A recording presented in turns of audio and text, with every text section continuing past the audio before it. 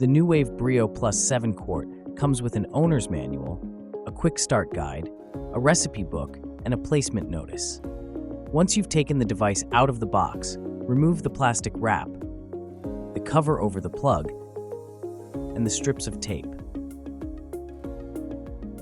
Next, pull the base tray out from the power base and remove the paper wrap from around the air circulation riser. Gently place the air circulation riser back into the base tray.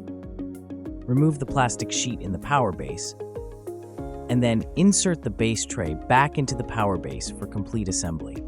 Remember, it is perfectly normal for your new unit to produce a heated plastic smell when used for the first time. This will go away after the first few uses. Enjoy the Brio Plus 7-quart. Nuwave, trusted name in home cooking and appliances.